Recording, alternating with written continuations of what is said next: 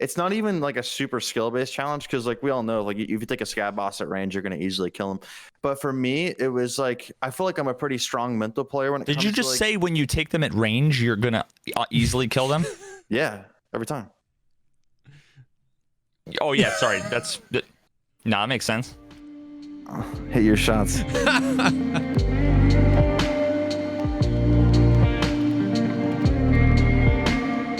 What's up, everybody? Welcome to the podcast, a show dedicated to talking about all the poggers things in life, like music, content creation, and video games, with a heavy focus on the first-person shooter Escape from Tarkov. I'm one of your co-hosts, Jessekazam, an Escape from Tarkov YouTuber, streamer, content creator. And I'm Veritas, here with just the most handsome, soft-skinned, nubile, young god of a Tarkov player. Yes. The man, the myth, the legend himself. Keep it coming. Yeah, Landmark couldn't make it, so we have WillerZ. Got him! I did snowball first. Veritas. I didn't know. Wait, did you? Yeah, he did. Okay, well, You gotta give me some kind of credit. I was about to say. you gotta tell me all about that because I had no idea. He might have all the views, but I got the snowball done. You got it. World first. Dude, that's badass. How many raids did it take you when you got it? Because I was in your chat the time that you were on like a 48 raid win streak and died, and I felt horrible. I couldn't imagine how much that hurt. But I wasn't there when you got it. How many raids did it take? It was 15. What was weird about that night, I got like 4 hours of sleep before that stream, and I'm like, chat, I'm just gonna do it. Like, we make any progress, cool. And I was like, I'm not gonna do it today. No way I finish it today. And then I kill a scab boss. I'm like, okay, all right, kill another one. I'm like, all right, kill another one. I'm like, oh God, I gotta like actually focus here. Like, I'm running off 4 hours of sleep. I'm not gonna do this, but I'll give her a shot. Oh. And then I just did it. And I can't actually describe how it felt just to finish it, because I did it took 300 raids to do on that account, but Jeez. I literally could not describe how it felt to finish that. Like can you explain? My hands, it was insane. Oh my! Can you explain what? Because I don't think I got the full gist of it of what the snowball challenge. I just hear challenge and I'm like, it's already hard enough. Like, I don't need any more fucking rules. So the way I did it was started with a Makarov, one mag. I could fill the whole entire mag. No container. Literally just start with a Makarov naked and go from there. I couldn't use any traders. Just none of the UI. And start on scab bosses, survive everyone, kill every scab boss in the game.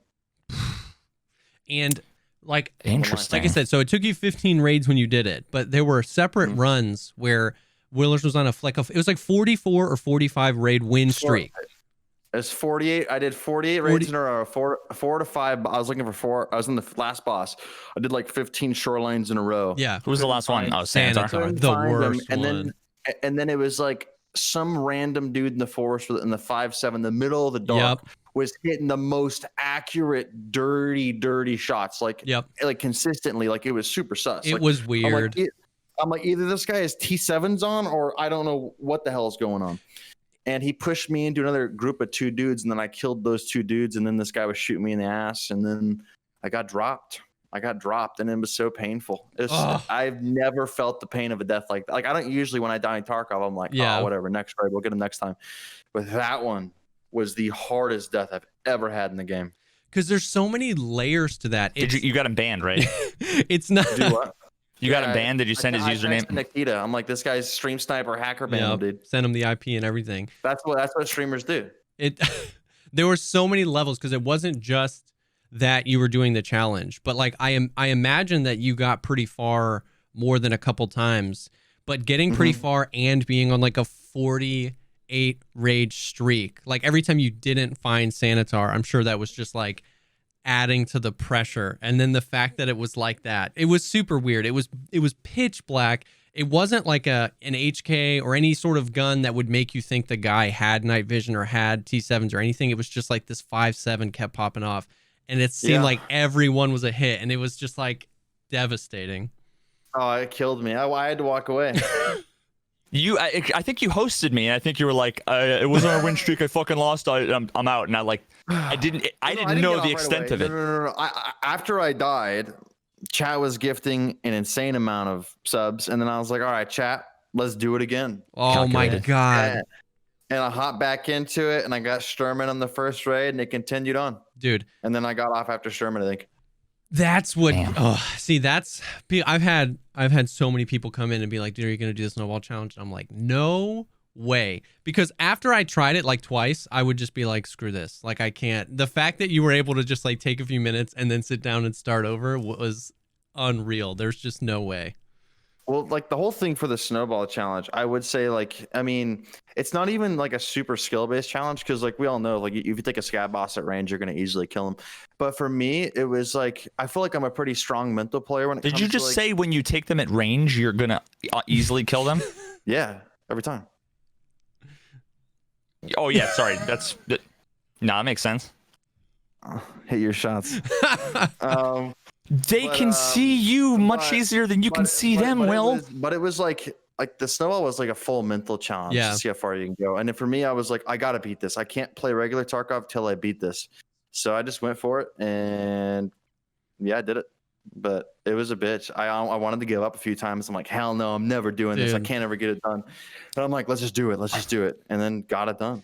So wait a minute. I'm so confused because this is one of those challenges that I wouldn't want to do just because I don't think I'd have fun doing it. But it doesn't seem like at its face. There's a lot of challenges, and that one for some reason doesn't seem like anybody would struggle with it. Like it blew my mind that people are like still trying to do it. You know, at face value, I'm like, oh, he started this snowball challenge. I'm like, kill a scab boss one life. I'm like, all right, easy. Like I could do that in like one go. You kill one scab boss, and now you have enough gear to kill everybody else, right? So what's the challenge? Yeah, but it's then you're not finding the scab bosses. Yep. Then you're finding the players with more gear, and then you got to deal with the guys wanting to ruin it and come stream snipe you. And the whole. To be honest with you, I was wondering. I mean, there's no way to know, and there's no way to like really feel that out. But because the challenge in and of itself, like blew up the challenge. I mean, you had Lupo doing it to 10,000 people. You had Landmark doing it to a few thousand people. You had you doing it to a few thousand people. And because it became a thing, I was wondering, you'd never be able to know, but how many people were just signing on and being like, okay, I'm just going to go farm scab bosses as a normal person and hopefully run into not even stream sniping, but just, I wonder how much more attention was brought to just farming bosses, like in the hope that they'll run across one of you guys. Like, it became such a thing. Yeah, it almost felt like during that time when all of us were running for the scab bosses that like they tweaked the scab boss spawns a little bit, like took them down. Because like there was like that 148 run, like I had never struggled to find bosses. Like, did you struggle to find the reserve bosses? Because when we had that tournament, I killed by the raiders, the reserve boss, Gluhar's boys or whatever, Gluhar and all of his boys every raid. Like I did not find him once. Yeah. No, well during during that, I never went after any of the scab bosses, if I remember right, during Twitch Rivals. What? It was, we sent, Warren got one for Gluhar. Yeah, I mean, you had to kill 30 scavs, and you, like us, couldn't count to 30, I guess. Yeah, or whatever. Mine said 33. I thought I had it too. So. But it really was, the snowball challenge really was an interesting thing because it seemed like, you know, you had so many people who were like, that's easy. You could do that in like 10 raids if you get all good RNG. But it really shows you how much it's, because RNG like compounds the further out you go. This has a X% spawn chance. Well, to get 2 of them, you need this percent. And then to get all 6. And to survive. Exactly. And so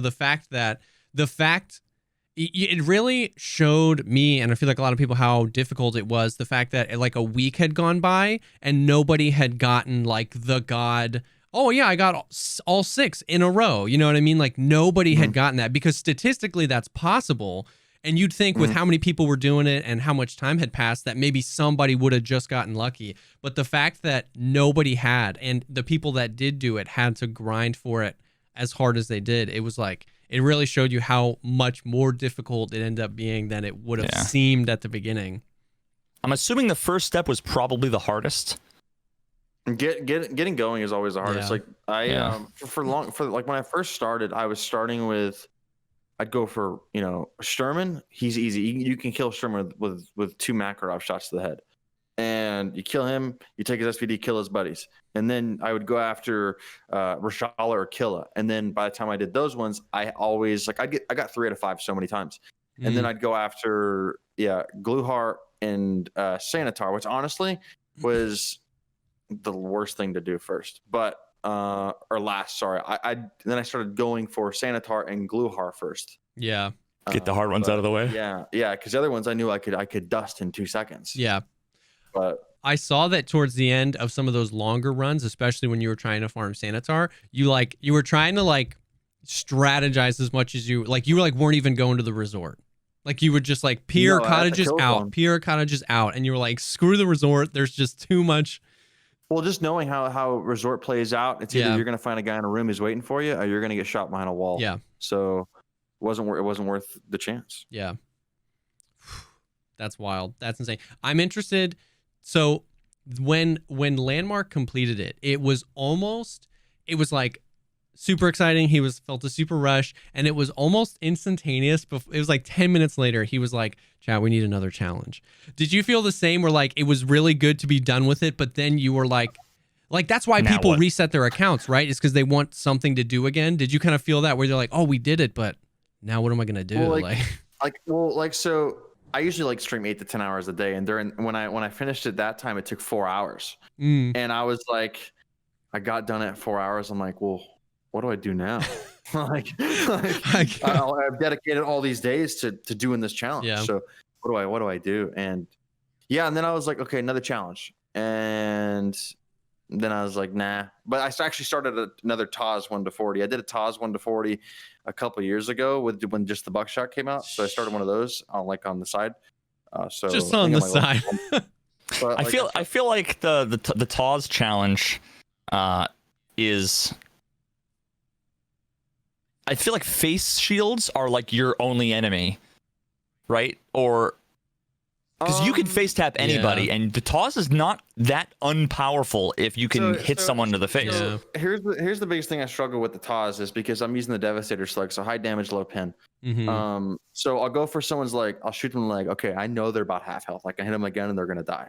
But I have to shoot, and then I have to bolt the gun, and by the time I bolt the gun, they've hopped away, usually behind a wall, because I'm trying to push them and peek them and shoot them in the leg, and then they'll get behind a wall, and my only hit points this late in the patch are people's legs, and when they're all armored head to toe, it's a lot harder, except when they're open face and they're meta level 4 armor, no meta guns, and no helmet. I just shoot them in the face, but it's actually kind of difficult this late in the patch, but it's so fun.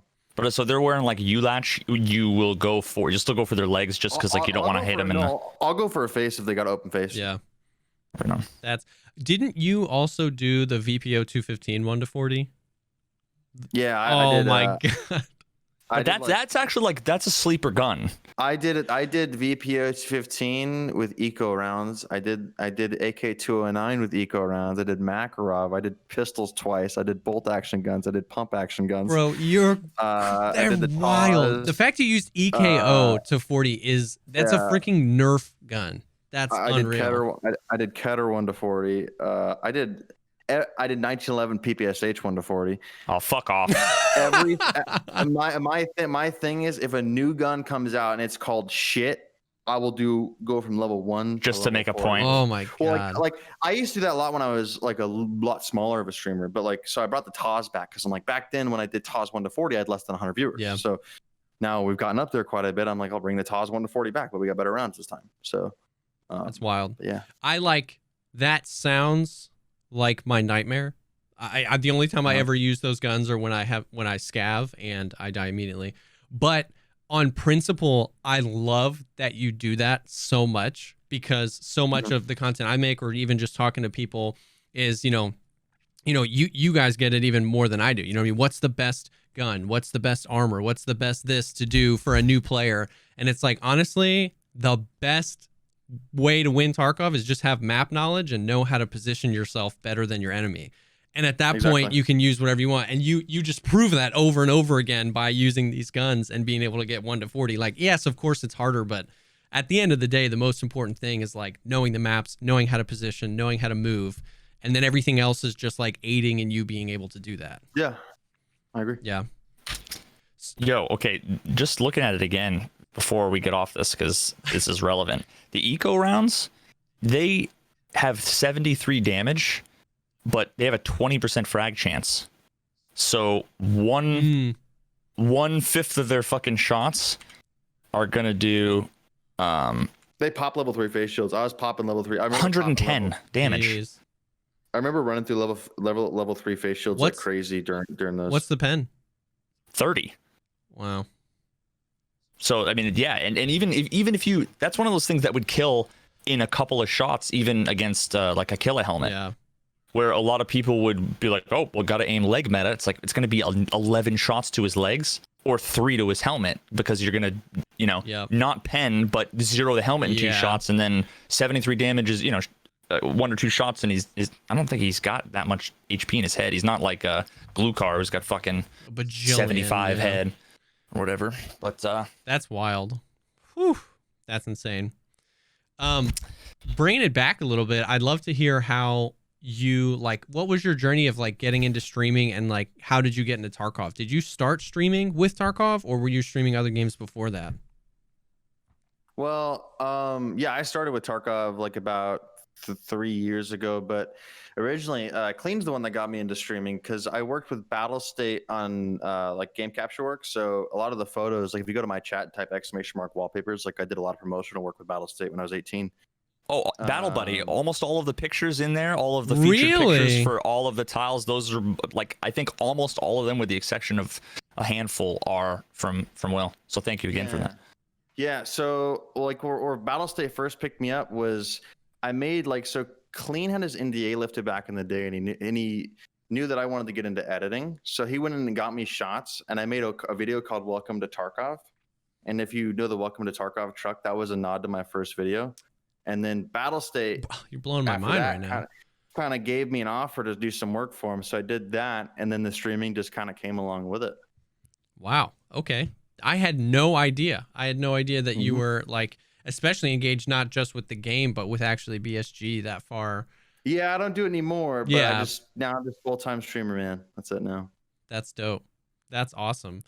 So like, I'd love to hear. So you guys, like, you have a very specific play style in Tarkov. Like, how have you always played Tarkov that way? Is it like, was that something that evolved? When I watch you, I feel like you're the reason why this game's bad. No, not at all. That's not what I'm saying. You when I watch you, it's like I'm like, how can I become that? How can I do that? And it's just a really interesting and different style. I was wondering if that evolved over time, how like. Well, it definitely evolved over time, because when I first started playing Tarkov, there was probably less than 100 people playing. So we didn't know how to play Tarkov. Of course. All we had was factory and customs ran at 20 frames per second. We wouldn't get full factory keys. So wow. It kind of evolved over time, but like, here's my biggest issue. All right, I'm thrown into the pool of the sweaty Chad tryhards, but like, I just relax. Like, I'm super. I can be casual with it. You're just a fucking amazing at the game. Exactly. You're not sweaty. Okay. You're just better. Okay. I will not sweaty. Just better. I will play all the styles in the game. I will play sniper. I will play slow. I will play rat. I will play Chad. Yeah. I do it all. Like, that's He'll one team thing. kill. I'll shoot my friends in the face. Like, easy as that. But like, I mean, I just try to get like a mastery of all the play styles. Yeah. So that way, I'm just ready for anything. I'm like, all right, I need to slow down. Let's slow down. I have the patience. Let's roll. I need to blitz through this guy. Let's just run it. Let's see what happens. Yeah. He's a Swiss Army knife. But yeah, exactly. Well, and that's the thing though, is that it's true. And when I kind of said that question, I didn't necessarily, I understand why it took that way, because I know that you do get lumped into that pool, but like, probably of the top 10 like coolest all-time sniping clips, like 6 of them were probably yours. Like, I've seen some absolutely insane. So you do really play the field, like, you know what I mean? But it's, and maybe it's just an evolution. Maybe it's just the like upper echelon of like the way that you can play Tarkov, but maybe it just comes down to situational awareness. And I think the ability to, you can just on a dime go from like sniping, and if you hear somebody and you know where they are and you can take the advantage, you'll flip that. Instead of playing slow, you'll whip out a pistol or something and push and be really aggressive, and you can like move within those play styles really well. And I think he's got like the 16-year-old adrenaline pumping through his veins. Yeah. I can flick to anybody at any time instantly, just cracked out of his fucking mind. You guys are gassing me up. Stop it. No, it's because listen, things are when you in a few years your body's going to start to change. Your voice is going to get a little lower. You're going to get a little more facial hair, and things might not be quite as easy. You might, let's say, pick up your mouse and have a pain in your elbow, or you might accidentally shit your pants at random intervals. And sometimes things are much more difficult when you're fucking old geezers. But it's not all. I mean, his situational awareness. Yeah, I mean, we all know it's there. But his actual what I'm constantly impressed by is just the straight up reflexes, and your physical ability to muscle memory of just being able to flick. It's like you see that from people like Shroud and Ghost Freak, and it's not. This is one of those games that you very rarely see that kind of thing because of the way that the movement is, and it's not like a flick shooter, CS:GO or whatever, but you pull it off, and you also train your skills. So when one of the big things I'm sure that you get shit for, I don't do that. So he doesn't train skills, but my character's all natural. I don't even have a hideout, bro. But you do have do you have max level strength? Nope. Okay. What the fuck? Yeah. See, so here's the thing, because people look at me when I jump and they're like, you got max level strength, you got max level recoil control, and I'm level 20 of all those things. So literally the same thing. I just assume when I watch you, based on the way that you were able to fucking bunny hop everywhere. I mean, I guess it's just because this boy thinks with portals, right? He looks at those things and is like, let me try to jump up there. I've never even tried to jump up to half those things, so I mean, maybe I could. I don't know, but maybe you just think differently, I guess. But that's again a little bit of a testament to different play style, different perspective. You're probably just like, what the fuck can I do differently? Where can I go? Oh, there's scaffolding up there. Let me be a fucking gargoyle. Yeah, you should have seen me today. I'm like, I want to get on top of that wall, and I figured out a way to get on top of a wall, like a crazy wall inside of interchange. And I think that it comes down to just, I'm sure part of it is if you've steroids. You've been writing out. No, you've been playing the game for so long that like we were saying, you've been engaging with the game. I mean, since NDAs were being lifted, that I'm sure it just comes down to you're constantly saying, well, what can I do differently? What can I change? What can I get to? What can I move to? One game so I come from Battlefield, right? In that was the game. That was going to be my next question. What's your history pre Tarkov? Hard. I used to play a lot of DayZ, but my competitive game was infantry based Battlefield, so it was hardcore domination TDM. But and the control scheme to that game to this game are very similar. So mastering movement in Battlefield was always important to me, and I would join the same server over and over again. These guys would always be in the top, and I'm like, how are they at the top? I'm like, these guys are practicing, they're getting better at what they're doing, they're getting better at their movement, their aim. So I was like, well, I want to be the best version of myself, so I'm gonna do the same thing. I used to back in the day when when I first started streaming, I was like, I want to be really good at this game. So I would spend 3-4 hours a day in offline mode practicing movement and practicing aim. After my stream, I do maybe a 6-hour stream back then because I was working and stuff. And then I'd be like, all right, I'm going to practice movement. I'm going to practice aim off stream. And someone's there with a whistle. Faster, go. But it was just practice. And certain nade throws I'd practice. And I don't really do that stuff anymore. But I used to I did that with Battlefield. When I want to get good at something and be the best version of myself, I'm going to try to do it. So. I know you used to start streams with offline raids, right? You would warm up that way. You just put up the scavs on as many as you can go, and you're just practicing flicks and trying to just get warmed up. I got so the issue with that was I I did that like right around when I had like 200 to 400 like average concurrent. Mm-hmm. And you'd get the guys that would come in and then make some comments about how, oh, Joey toggled, and then they'd go to other, like I remember they went to Veritas' stream once, and it just started like, because I'm just getting warmed up and doing certain things that looks kind of fucking sus, and they kind of ruined it for me for doing that at the beginning of the stream. Like, they just went to other streamers, started causing drama, and then I'd get DMs from those streamers saying blah blah blah, saying blah blah blah, and I'm just not worth it. So. Fucking dude. Nowadays, perfect. Nowadays, honestly, I could give a fuck. Yeah. Honestly, I might start doing it again because I'm like, why did I care back then? But I was on the come up. Yeah, so I get it. You've got enough people. You've got enough people to say go fuck yourself. Yeah. If anytime anybody ever calls you out, either in my stream or I see it all the time. Like we all know you're legit until the smoking gun video comes out, which. They never do. But on this note, this is perfect because we were talking. I think it was yesterday, and I don't remember why. Might have been because we were talking about the podcast today. And you know what it was?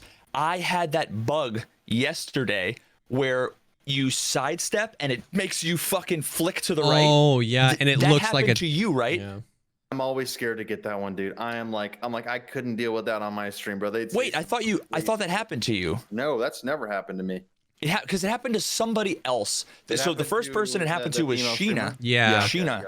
And she's insane. She's a beast, dude. She's unbelievably talented, and she got so much hate, and it was so fucked up. Yeah, her name is Sheena. I believe it's Sheena 4, Shina 4. She's unbelievable. I've been subbed to her ever since that whole thing because I watched her play, and you can tell from her movement and her aim that like she knows what she's fucking doing, and she's not like.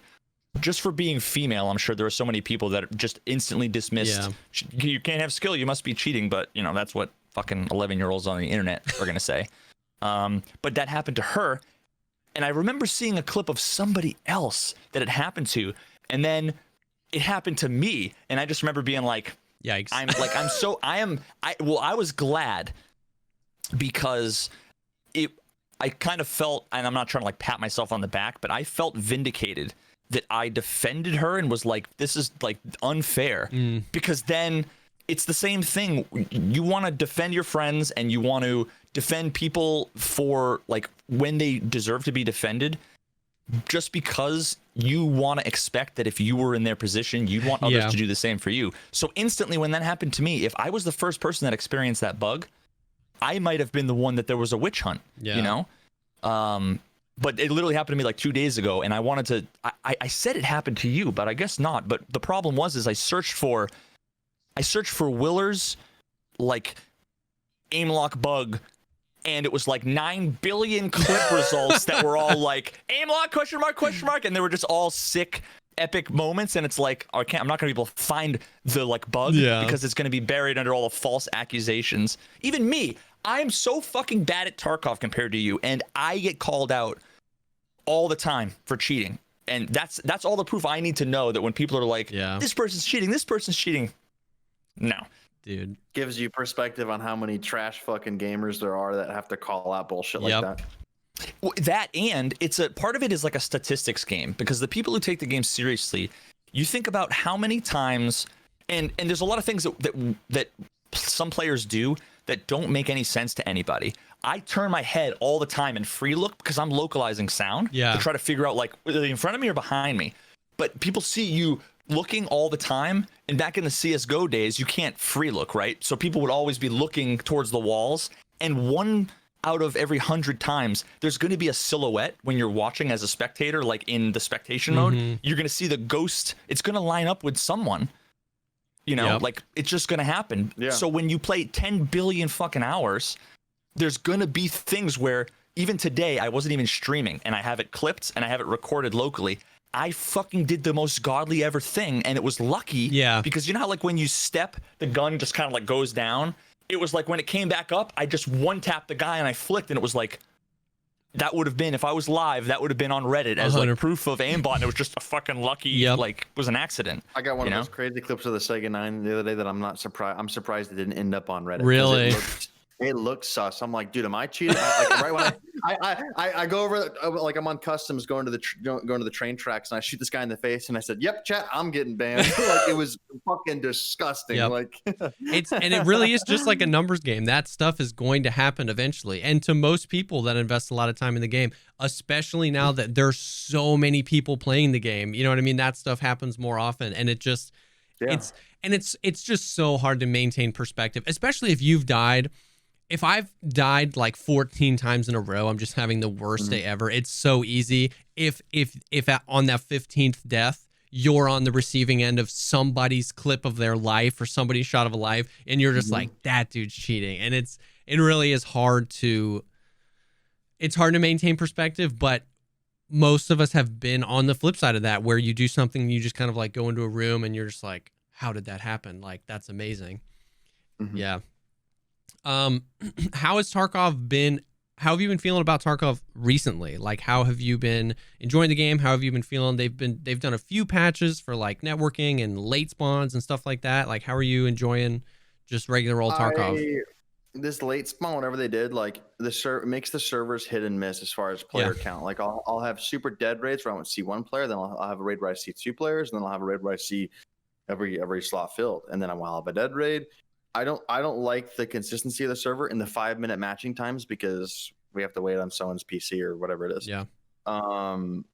That's the most annoying part of it.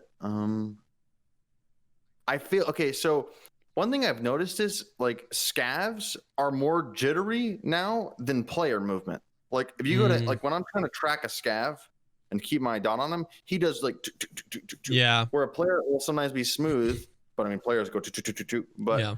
I like scavs feel jacked up. But yeah, it's probably like one of my only complaints. Like this, I serve a lot of the net code just feels like it's gotten worse. Yeah, I mean, I think the netcode's perfectly fine, dude. It's completely and utterly fine. And I don't know if you're complaining, you need just get in offline mode a little bit and practice some more headshots. I just think it's gotten worse, like progressively. Do you feel like, because for me, whenever I'm fucking on, which is rare, and again, me on is not at, I'm not WillerZ on, but when I'm on and I can like some of my flicks and everything, I'm like, fuck yeah, like that feels good. I feel like my muscle memory, everything is smooth. But the netcode punishes me for being consistent, because you see someone comes out and I perfectly flick and then they go back the other way, and it's like it would have been the most epic flick ever, but they just stopped halfway. Yep. It makes it impossible to be consistent. One thing I felt like, honestly, before even 0.12, I felt like the game was in a better spot as far as netcode wise. Like they introduced that new animation system, and I remember Veritas, we were playing the other day, and I was telling you about how back before 0.12, like prime example, if you aimed your gun and then press C, your guy would actually move his gun back before 0.12, and now 0.12 he holds it steady. 80 strafing from 0.12 to what the 11 patch it was before, you weren't as fast. I noticed from the start of 0.12, from the original 11 patch, we were a whole lot slower. And interesting. And I feel like whatever they did, because they sped characters up. Like I'm 200% certain on that, because I remember playing both patches. But they sped the characters up, and that's when I noticed more issues started getting caused with desync and just everything. 80 strafing, just the peaks. It started feeling bad. And they keep trying to correct it, and they'll make a good patch, it'll feel good, and then they'll get broken again. But I wonder, because the biggest thing, those animations, like they've also done like rework with skills and stuff. So I'm sure like you can't go back and look. I've run down Factory Hallway 8 billion times. I'm sure I could probably get a clip from 2 years ago and see if I could compare. But even then, it's still apples to oranges, because I'd be looking at some unknown speed increase from some unknown skill level then versus whatever strength, my strength is now. I just remembered the first time it was October of last year when 0.12 came out. I remember that day exactly, because I remembered how different the game felt from when I just got done playing it 6 hours ago when they were uploading the patch. But wasn't that also like the first time they did Twitch drops? No, the patch came out in October, and Twitch drops came out in like the first week of January. I'm talking about the movement We had like of the 2 game months. I'm talking about the movement and the speed of the game entirely. I don't remember that. That is a really interesting perspective. I haven't heard that at all. So I've been playing Escape from Tarkov since August of 2018, and it was like the first PC game I ever picked up. So when Point 12 came out, I had like a 17% survival rating. So like this past year is really when I've like really come into my own as a player. Took the training wheels off. Yes. Well, I mean, for real though. So I wouldn't have as good of a perspective on how it felt between like Point 12 because I was just such a pleb back then. So that is a perspective I haven't heard before about how the new animations, whatever they did. I mean, it could be linked to a bunch of things because Point 12 was like the new Unity engine and new animations in this. But that's really interesting that like crouching has changed and even player movement speed. I wasn't well versed enough in the game to notice that, and that's really interesting. Yeah, I recommend Veritas going back and watching some like we had 11.9, yeah, 11.9 or whatever it was to patch to Point 12 drop. I'm sure you have videos on it, but watch. Videos like every few videos a week. So even just watch like where your character was like base level skills on the 11 patch versus 12 patch. 2 different movements, like very different. That's super interesting. I'll have to do that. Yeah. That's interesting. Yeah. Fuck. That is interesting. It definitely feels.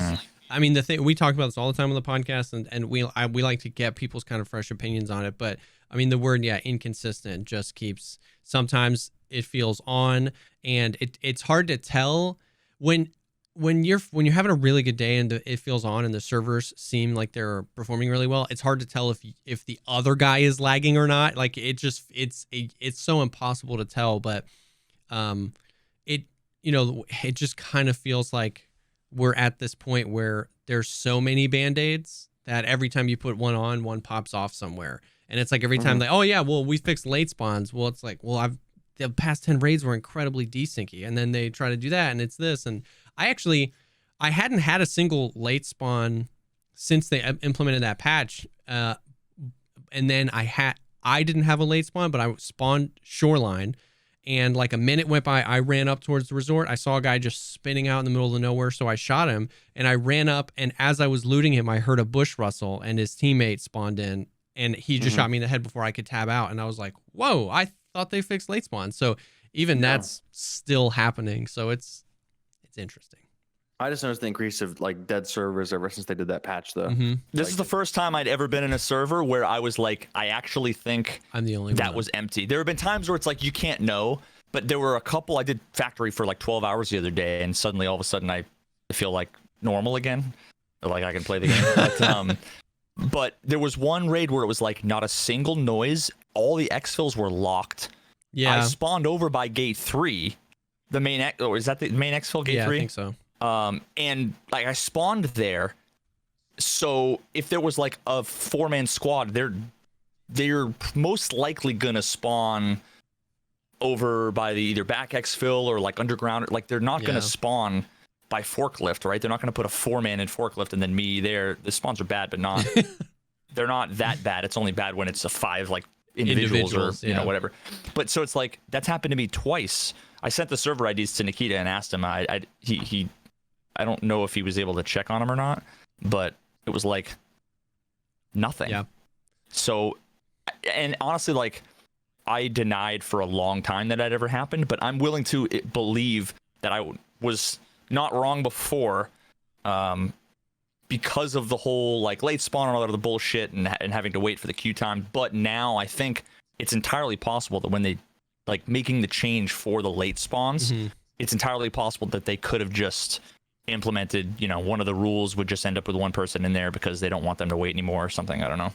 Which is interesting because like Veritas, we've talked before about how whenever late spawns are brought up to Nikita, he always says it's because people have slow computers.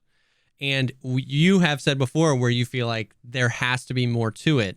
And this, at least in my opinion, would 3080. Hey you guys, you're gonna need better than this thing. Origin built this for me, and Nvidia sent me a 3080 ahead of time. not powerful enough to be able to spawn in early, I guess. But that's what I'm saying. I reject that. This change kind of, at least for me, shows that even more, because if there's 100,000 people playing the game, which is what Nikita said, there's no way that many people have that old of computers, that all three of us and many more have experienced that, where we feel like we're getting in empty lobbies. There's no way that if there's 100,000 people playing, 65,000 of them are on Pentium 3s and spinning hard drives. Do you really think there's 100,000 people playing Tarkov? I don't know. No way. There's no way. I don't know. I'm just going off of what Nikita said in the podcast. Who knows? That's even a best case scenario. Who knows? Thing, right? I believe that there could easily be 100,000 active players. Check their Bitcoin. But did we talk about that last time? Because the thing is that you can define that however you want. I define I don't even define it. If I log into Google Analytics right now to look at or Firebase, to look at the analytics I have for Battle Buddy, it'll tell me what the active users are. And the definition of an active user is it's typically someone who has, it's either 24 hours, 7 days, or 30 days have like opened the app. Yeah. So if you open the app and close it, that's one active user. So anybody that logs in, collects a Bitcoin, and then logs off, they are an active user, right? Yep. So I bet you there's a lot of kids that are sitting on Twitch, has to be, playing the flea market mini game, or whatever, and they're not in raids, So what's meaningful is I want to know how many people are in queue right now in my region. Yeah. Because there are times where I'm convinced that it's 17. Because I shouldn't see the same name. Like, you think about if you divide it out and stuff. It could be plausible, but I still want to talk to. I got a few smart folks, including some data scientists, that have reached out to me that I should hit up soon. Like, what are the chances if you get on the same cycle? I guess it's more likely, right? Like, if I kill you and then I loot, and then I'm looting and then getting in a fight and then exfilling. By the time it takes you to re-gear up and we both get in factory again, sure. But at the same time, it's like, is there really only like less than 7 people right now? If I were to load in right now, less than 7 people in queue for factory in the Northeast? No way. Because the answer for that would have to be like, yeah, you're probably looking at 7 people for me to get in the same raid as somebody 2 or 3 times in a row. Yeah. It's interesting. Who knows? But it just goes back to that. It feels like the reasoning can't just be because people have slow computers. You know what I mean? Like, the late spawn thing has to be related to other things. It has to. I'm not a game developer. Who knows? It just feels like there can't be that many people with old computers. The thing you have to know is that, like, Nikita's smart. He knows what he's doing, whatever. But the reality is that he is some degree away from the implementation. Yeah.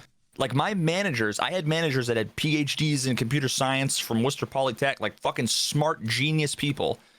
But they knew all the things from a high level for what was going on. But I guarantee you they couldn't tell you the name of the relevant file to look in. Like, which means they probably don't know exactly how it was implemented, because they're not writing the code. They're not looking at the code. And I don't know. Maybe Nikita is really involved. I'm not sure. But knowing the specifics about, like, what a cause of a bug is, or what specific code is doing, or when you say, like, you could never get in a raid with 0 people, that's something that I would only say if I looked at the code and stepped through it and could see there was no path that would ever lead to, somebody getting in. Maybe there's a bug, who knows? So just keep it, whatever Nikita says about the underlying reasons. That could be what somebody under him told him. It could be what somebody told him a year ago, and maybe they don't work here anymore. Maybe they lie. Maybe they don't know what they're talking about. Yeah. Or maybe me. So there's a number of different reasons, but who knows? Yeah. Who knows? We talk about the network and the net code a lot, and I think that's because the people that we have on and us, we play the game a lot, and that's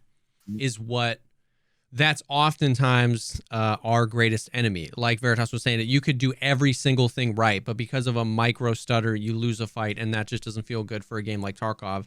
But other than the just perpetual network fixes, and hopefully they, really can do something. What are you most excited for? Like, we want to talk about the trailer that dropped today for Streets, but we'll get there in a minute. Like, what are you most excited for? Are you a guy that's like interested in more guns, more maps, more higher player count, open world? Like, what gets you excited about the future of Tarkov? In all honesty, I don't think the open world's actually going to happen. Like, that's just me having some realistic perspective on it. Like, if I hope I'm wrong. Lie to me. But I'm almost certain open world's not going to happen. And I'm cool with that. Honestly, I think Tarkov as a raid-based game is honestly a better game. Yeah, but things I'm excited for. I honestly think we lack maps, and I know they talked about it that they're gonna make the rest of the maps DLC, which in my opinion is kind of fucking bullshit.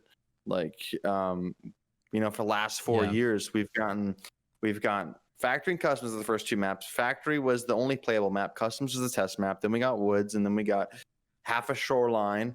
And then we got Interchange. Then we got, I think, the complete shoreline. And then we got Reserve. Or no, we got Labs. And then we got Reserve. So in total, I mean, we got 6 complete maps in 4 years. And I get that their maps have a lot of detail. There are things to work on. But the biggest thing for me is how they in 4.5 years since I played, July 2016 when I first started playing the game. It's kind of depressing to me. And then they said that they're going to make a lot of the maps the DLC. I know they said they wanted to push out Lighthouse before Streets of Tarkov. That kind of looks like it got thrown out the window. Yeah. So do you think that, like, for me, obviously I would love, more maps and more guns and whatever. We're always excited for it. And then once you, like, Reserve was amazing. Yeah. And then now it's just like, it's another fucking map, and now I'm like, I haven't played Woods and Customs as much because I've been playing some of the newer maps like Labs and whatever. So now it's like, I'm going to go back to those maps. I just feel like even if they added 5 more maps, they'd be great when they came out. And then over time, 3-4 months, they'd be bland again. And then we'd say, do we need more maps? That's everything with content, though. You use the same gun, you get bored of that gun. Everything. I mean, they just got to keep the content going. The one thing I was actually talking to my mom before I got here, I was saying one thing that always makes me upset with Battlestate is they hype us up for content that's not going to be released 9 months to a year down the road. Like, they seem to do that a lot. Like, they'll show us off early sneak peeks of certain things, but we're not going to get it 9 months to a year, if not longer than that. That always kind of makes me upset, especially with this trailer that we all saw today, because I have a realistic perspective on that. Yeah. So. Yeah, I think. Yeah, I agree. Yeah, and I think going back to. So we talk a lot about stuff where that we've been theory crafting a lot about, like, open world and VoIP recently, because when you look at games. When you look at games like DayZ, it's, that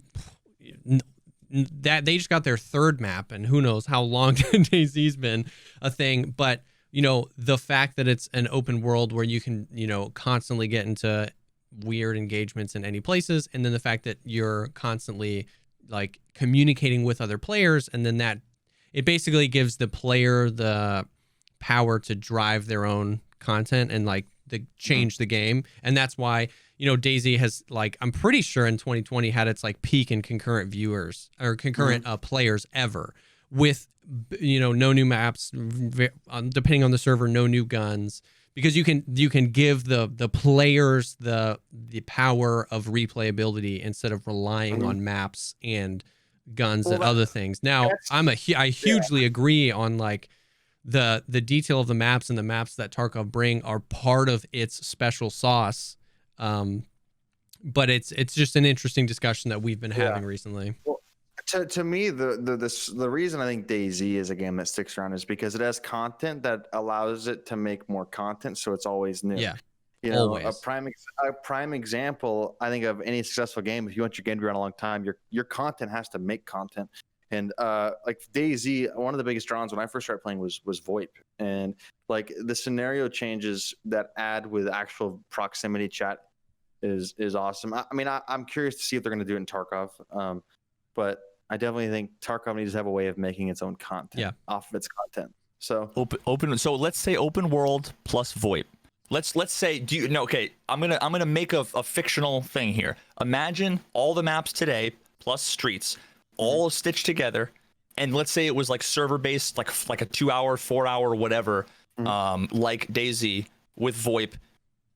When I hear that, I think the game could last for 10 years without them doing anything. Yeah, I do too. I think, yeah, definitely. Because I mean, like, think about it. You know, you could hold people up. You could talk all the shit in the world. Yeah, it's gonna Dude, you would go through and fucking Sherpa bodyguard people, be like, all right, little kid, get over here. your heart would be racing. Yeah, just with that inner, because like, you know, having that inexperience with now, you know, you're really talking to somebody on another computer and engaging with somebody. So if you're talking shit down the hallway, like, I'm gonna kill you, motherfucker, kind of thing, like, that's different. Or Dicky needles. Put your fucking needles up. I'm gonna, you know, like, even just all that shit, man. Dude, can you imagine in the factory like safe room being like, bro, I saw you walk in there with a Saiga. You ain't getting through any of the shit that I'm wearing right now. Bro, I'd be laughing my ass off. It'd be awesome, man. But take everything off. At the same time, it could make the game Tarkov not be seen as serious. Like, let's face it, like, we don't have a super mature community. Like, I mean, we see our Twitch chats sometimes, but like, we have very mature people, and then we have very not mature people.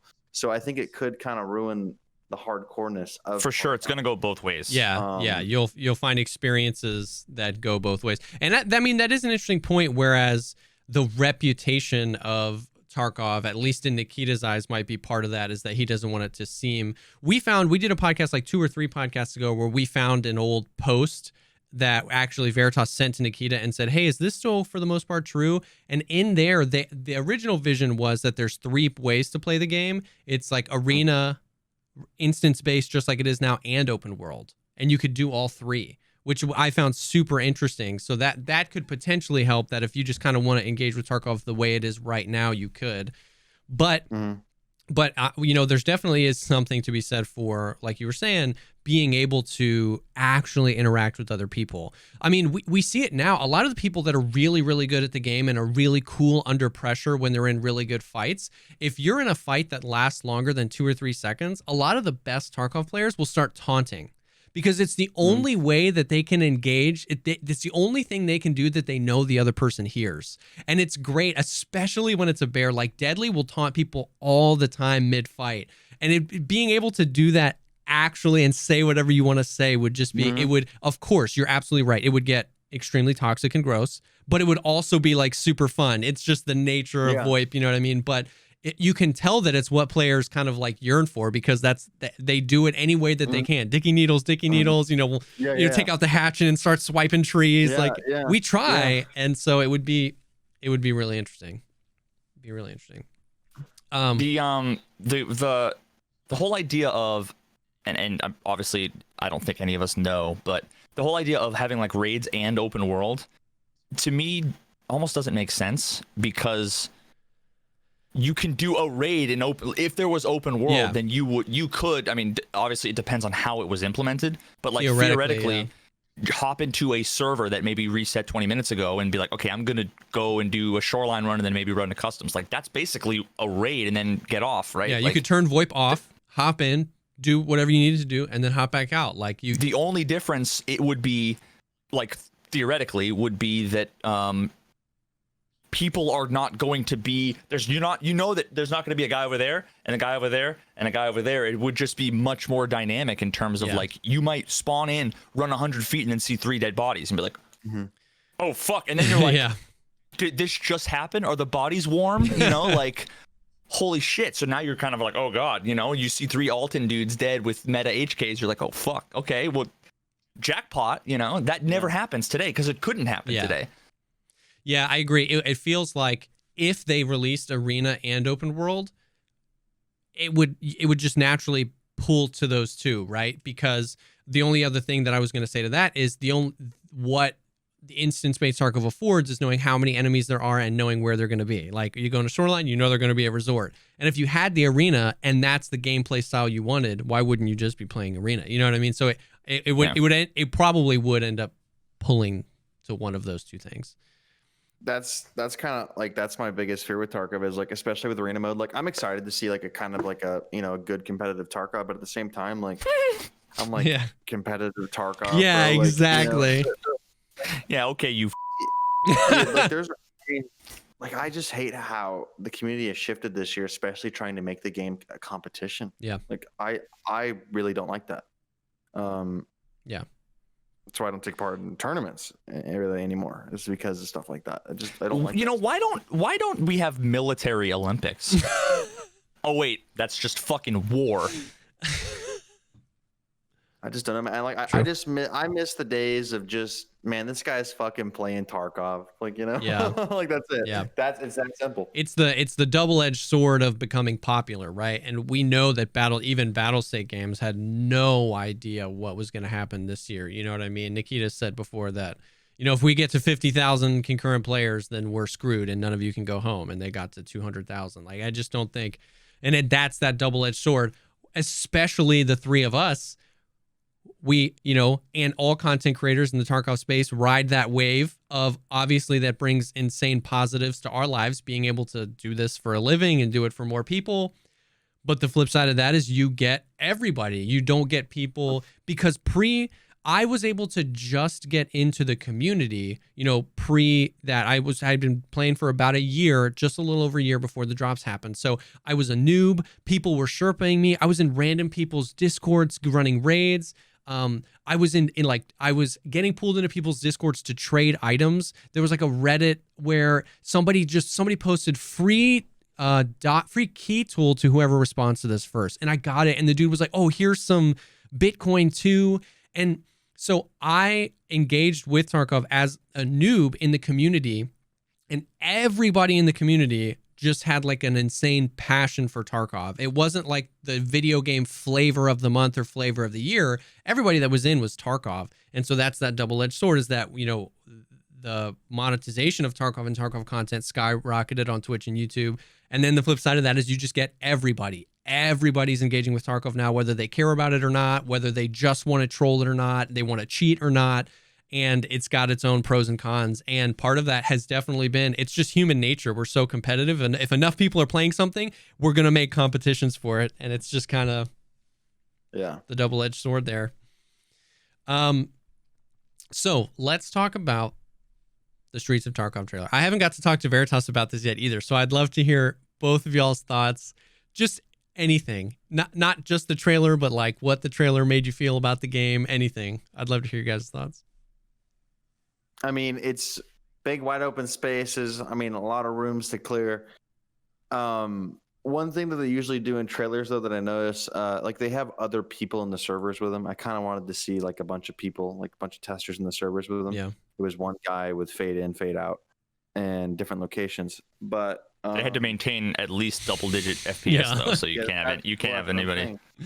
I mean, I'm disappointed because we're not going to get to play that map for a fucking long time. I was hoping that I like, honestly, like I know they're going to release Woods expansion before 12.9 because they said they were. I was hoping we're going to see some Woods expansion. Maybe they were going to throw that Vector in the MCX. Like, and then when I saw Streets of Tarkov, I wasn't interested. Like, I'm excited for the map, but I know I'm not going to get to play it for 8 to 12 months. So I don't hype myself up for that anymore after just knowing the track record of with Battlestate, with these like content show off things. Yep. It looks like a cool map. I'll be excited to play it, but like I said, won't play it for a long time. So not that hyped. Yeah, I mean, I couldn't agree more. Like, I am so excited for Streets of Tarkov. It's such a mixed bag with the Battlestate side of things, and I think you're somebody who's been playing the game since 2016. I think you're showing a little bit of the wear and tear and the frustration of that. Sometimes it feels like BSG is just like a small group of people that they're almost just like friends, and they're like, yo, this is dope, like let's show everybody. And they're missing the context around, you know what I mean? Yeah, we've been waiting on Woods expansion. We've been waiting on other things that they've teased. You know, it was such a vague. We've been waiting on Cultist. He made Cultist sound like they were coming out next patch like a year ago.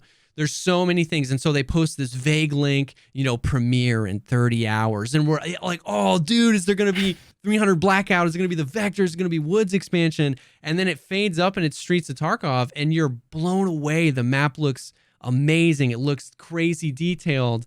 And by the end, you're like, I didn't see a scav. I didn't see any other players. There's not a date. what about Woods? I feel like every single person that watched that trailer today at the end went, wait, where's Woods? And it was just like, where's the context of like why you put this out today? What was the purpose? I don't know. Yeah. I would have. I didn't get it. It looked amazing, of course, but yeah, I mean, yeah, it definitely looks good. One thing I noticed they don't do in those videos is do like with some of their other videos, they'll do like full 360s to show you the whole landscape. Like I know behind that character, there's a lot that's just it was 2D and it's just sandbox area. Yeah. Like so that was the thing for me. It's like, of course, Streets of Tarkov looks good. We know by now that you guys make maps better than, just about anybody in the business. Oh, for sure. But what was the point? You know what I mean? Like the very first trailer for Escape from Tarkov ever in 2016 had footage from Streets of Tarkov. You know what I mean? It just footage for footage's sake. Well, I know they've scrapped that map and rebuilt it, but it exactly, why would you show it back then if it was so far away? So that was my thing. It was like, of course I'm hype, of course it looks good, but I agree. You know what I mean? None of us have insider information here, but I don't think we're seeing Streets of Tarkov till Q3 or 4 of next year. You know what I mean? Like the thing that makes me sad about Streets of Tarkov 2 is like when I first started playing, I remember Clean was telling me about Streets of Tarkov because him and Nikita were talking a lot and like what it's going to be, and I'm like, that's going to be sick. So I've been waiting for this map for 4 years, over 4 years, and always like if you play at a higher LOD, like I play low LOD because it's higher performance and stuff for me, and like part of it also is the reason that I see that skyline of Streets of Tarkov and it makes me fucking sad. So I turn the LOD down. Well, I mostly do it for the performance. No, I know. I don't see it and I don't feel it. Yep. Dude, I found a picture that I sent. I took a screenshot of the patch notes before Reserve came out, and I circled and I'd sent it to my friend. Like this was, over a year ago now. And in the patch notes, it was like, after Reserve, Streets of Tarkov will be coming in the next few months. It was like in the patch notes. And I found that picture the other day and I just was like, rip. You know what I mean? Like it. Well, they were going to leave. I mean, honestly, they said they don't want to release a section of the map, but I think just to give us a little taste, I think they should release a section of the map. Like, Nikita said that's what he wanted to do. He wanted to do the first. He said he wanted to do the section of the map, and he's like, no, I want to do the full map and then release it. Yeah. But even just a little taste, like they did Shoreline half the size when it first came out. Yeah. And honestly, that was to me the best version of Shoreline. But yeah, I don't know. Makes me sad. Yep. And it's hard that's where we're at, where we get like a trailer for something in it. And you're just like, oh, okay. I don't know, Veritas, what were your thoughts? It looked. You know what I was trying to do? I pulled up my favorite program, Microsoft Paint, and I started to kind of draw. I wanted to see if I could, like, looking this way, there's a road, and then there's a building, and then later on, there's another scene with the building in the right-hand side, and seeing there's another road. So I was like trying to see if I could draw a map to come up with the scale, and it ultimately just there's not enough footage, and I don't have the fucking effort. But it looks huge. I kind of jumped out of woods today. Hold on, I'm gonna put something in this chat. Okay. But yeah, it was fucking. It just looked humongous. One of the photos I had, and I was dinging some shots. What the heck? I was dinging some shots at it today, like this, just kind of get a perspective of the range on it, like, and like my bullets weren't even like reaching. Like I could see my M62 rounds just flying. Do you know if that? I mean, could that have not been like actual collision bodies? Like the bullet could just go right through it, like a ghost? Because usually, you'd see the bullet go through it like a ghost, right? Just go like right through. But like it was like the bullet was so far away that I couldn't even see a ghost. But there's underground. One thing it goes to the right as well, and I could see that there was like underground. There's underground structures in there too. So, but that's pretty neat. That I've never seen that. Yeah, that's super interesting. Yeah, I jumped on some rock. I can get the photo again. Like it goes all the way to the right. I'll let me real quick. I'll switch scenes so I can show chat. Let's do this. Give me 1 second, boys and girls. They're all curious and. Yeah, I wish I had more photos, but that was the one I grabbed that one. That's crazy. That's crazy. Like I almost jumped out of the map with the shit that I was doing. Then I fell off a rock and died. Are you excited for the Woods expansion? Like, how do you feel about Woods? Woods is one of my favorite maps. I love Woods. Yes. I love, like, my thing is hitting what I call bangers, and bangers are fucking long range shots. So yes, I'm still hunting for a legit 1,000-meter shot. Yes, dude. Somebody asked about that on the pod. Was it clean? I don't remember who asked about that on the podcast. It was like, can you hit a 1,000-meter shot on the new Woods? And he was like, maybe if you find the right spot. What was the distance that Pestley shot was on Shoreline? Yeah, it was like 1,400, but fake shot. Doesn't but count. I mean, and I would even think, and it was also completely broken, like not even remotely realistic. Yeah, he would even say that you had to freaking aim at Jupiter to get the bullet dropped to hit. Like, you know what I mean? I think he was just doing it for for the memes. It was interesting to see like if it could be done game wise. Like imagine if we learned that like the bullet just like de-reses after like 600 meters or something. That wouldn't surprise me. It just poofs out of existence because no one's gonna look that far, so we don't have to shoot it. But a friend of mine that I think might even be a mod on your channel, WillerZ Desmond, he's hit an 800-meter shot on a scav this wipe from the lighthouse on Shoreline, or the not the lighthouse but the tower to the tunnel. It was on a scav, but it was like 811 or something. Yeah, I have a 726 dispatch. That's my furthest. That's insane. I don't even know what mine is. I think my farthest of all time, is like 450 on wood. I think my longest of all time is on spine, turned around, back at the truck where the green smoke is. Yeah, I think it's 301. Yeah, that's like 400 meters or something. I think that's my longest ever or something. I brought out a short-barreled MPX with green tracers and killed a guy from 550 meters away with a little MPX with green tracers. Dude, 9mm has so little mouse drop. one? Were you holding down mouse one or tapped it? I one-tapped it. I hate you. I hate your guts. After like 41 taps, I one-tapped it. Yeah. But like, was the person that you killed? Had you originally partied up with them and hit he was like the newbiest of players, and I still thank him to this day because he made me look good. Are you gonna talk about me like that, dude? Holy shit! That's another thing. I mean, you've spent enough time that I'm sure at this point you kind of know just the drop. You've spent enough time sniping and going after those bangers that you have some it takes semblance 2 shots, and then you also. Okay, it takes 2 shots for maybe good players, but for me, it takes 700 shots. Learning the gun, like a lot of people think that every gun, like if it's a 308 or if it's a 506, it's going to shoot the same. Like the barrel lengths and like just depending on the gun, it matters. So like a DVL shoots different from an R700, both with the same round. Yeah, they shoot differently. So it's relative, right? You shoot one, and then from there you're like, okay, now where the fuck do I need to aim? Yeah, but so I'm most comfortable with the DVL, where I used to be really comfortable with the R700. So if I went back to an R700, I'm gonna be super scuffed, but I can hit some shots with the DVL. The suppressed DVL is like my favorite gun in the game. It's so good. I like suppressed DVL because it's just super cheap and fast to build. Like it's just like in and yes, out. All you have to do is replace the barrel and you're good to go.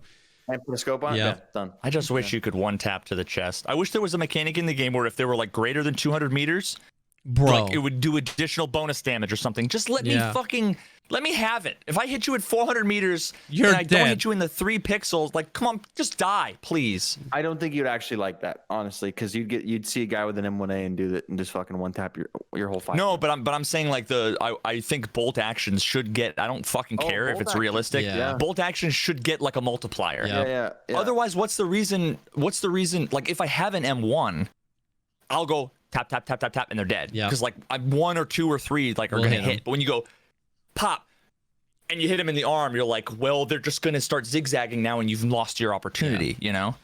Yeah, I definitely think there should be some more reward to bolt guns, because like I get the asks in chat, they're like, why do you run an M1A or an SVD? I'm like, because like bolt guns are a novelty thing. Like to be proficient with a bolt gun, like people are like, oh, sniping's so easy. I'm like, yeah, when you're doing it with a semi-auto gun. When you're doing it with a sniper rifle.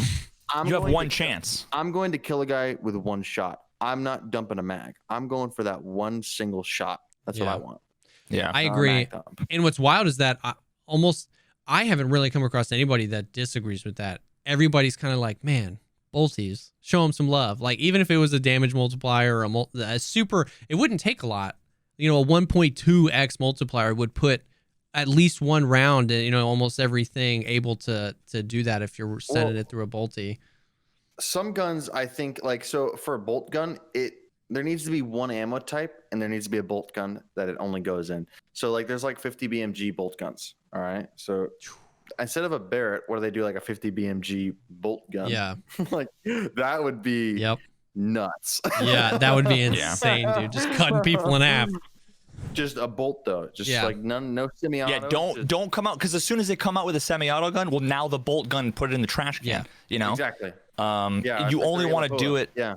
You only run the DVL because it's a fun challenge for you, right? But not because it's like, if someone said your life depends on you killing somebody, everything goes, you can have an M1 or a DVL. What are you gonna fucking choose? Yeah, of course. I need to hear the answer though, because I feel like he's gonna say fucking DVL, and I'm gonna have to slap him. I mean, definitely M1A. Yeah. Okay. Yeah, it's not as fun. For you. DVL. I choose an M1A. No, I choose an M1A. Yeah. It's just better. It's objectively better, but it's not as fun. Yeah. Yeah, it's not as cool. It's just dead, no recoil, dead. Like, this is But ain't the same. I am super excited for the Woods expansion. The screenshots, the scale of the map. He said that there was going to be more players on the map, so I love that map, and I play so differently than the other maps, and I think that's just why I'm digging it recently. So I'm excited. But when, man? But when? Yeah. Who knows? Oh, before Christmas. Hopefully they're gonna maybe sneak it in before Christmas. I hope that's so. What I'm praying for. Normally, I have become very cynical about any sort of release date or schedule of just about anything. But historically, like, didn't they release Labs on Christmas Day in 2018? It was really close to Christmas. They've done, if I remember right, like a good patch with content every single Christmas. Yeah. So he just but it's that they didn't finish the day before though. Like, I would venture to guess that, like, if they were smart, at least they would be they would be done and in like the testing phase for whatever they want for Christmas at this point now. Because what you don't want to do is deploy on day before Christmas and then have shit be broken and have your Christmas be ruined. You know, so like, that's what they should do, at least. Which you'd imagine, because they released Labs. It was, I think, was one of the Christmas patches. Actually, no, it was, because I was at my parents' house watching streams like during Christmas dinner, like on my phone, because I wanted to see people playing Labs. So I'm hoping that they put out the Woods expansion. But of course, there's a part of me that screams, "Don't get your hopes up. It's never going to happen." But I'm hoping that they put out something in the next few weeks, and the Woods expansion would be huge. It would be super fun. It almost makes me think that they will, because like Christmas ornaments from last year, like it would make sense for Woods patch, Christmas trees. Like, I mean, hell yeah. Big brain. I forgot about that. The hideout Christmas tree thing was actually, I thought it was super funny and just like a fun way, something else to be farming. You found them in safes, so it gave you a reason to like loot and stuff like that. I thought that was a cool. You know what I want? There's a hideout. This is like bring the Tarkov community together. Kumbaya. There should be a big ass Christmas tree that is like a loot container on Woods, and when you can go and you can deposit and it actually adds a light, so eventually it'll like all of the lights for the whole community would be this giant fucking tree, and we'd get 0 frames per second, but it would be fucking sick. That would be Imagine like the community just building this fucking tree thing. I wouldn't shoot people. I would literally let you live and go put the thing, and I'd let you run away. Yeah. All I'm saying is they should add a Santa Claus outfit for 100 mil on Christmas. Like, okay. Can you lend me an extra 93 mil? Well, actually, I would say 100 mil, because I still want my 6. I mean, but just because I can keep it year round, or till like, the next wipe. And body armor that actually like thickens up your character. It's like the Santa belly. Dude, imagine like camo. Imagine if it was Santa, but like not red. If it was like sick dark green, like camo splotches, but it was still like had a foofy white ball. That'd be sick, dude. Digital. Oh my god, digital Santa. Digital camo Santa. I'm making a fan fiction right now. I'm marking these ideas down. I think the whole ornament and Woods expansion idea kind of has to go. I think we might get it around Christmas. Please. I do. Please. So you don't do the hideout, huh? No hideout. I did it last patch, and for how much I play, I don't see a reason to do it. Well, that's how the rest of us sure. make money. Well, the no, I understand. Okay, the Bitcoin. I know what the flaws in the flea market are at the beginning of the patch, and so yeah, I've used of course, yeah. So that's why I definitely think that the game needs a whole market rework. Yeah, I mean, you don't say. I think we all agree there. Because I know what's gonna sell for high, what's gonna sell for low, and how to bust that shit, so I cash out. Yep. And it's hideout items. 100%. Yeah, exactly. You just run interchange and farm bolts and nails and filters, and you're making hundreds of millions of rubles early game. The first week everybody's buying yours. And then all of a sudden, the second week, everybody's already done it. So then the supply increases and the demand goes down. So now it's like you sold them for 100K and you're buying them for 7,000. I could literally do the flea market right now for a fraction of what I mean. Like, okay, so like I made 50 or 60 mil off of nuts and bolts in the first week. And like all the little trinket items. So were you ignoring quests and farming those items, or were you just doing both? I got to level 40 on the second or third day of the patch. You piece of shit. I maintained like a 95% survival rate during that time. Okay. So when I would get all the final raid quest items, well, people are going to want those. They need those to get progressed. So I would sell them because they're at a higher fee. So I'd sell those, and by the time I was level 40.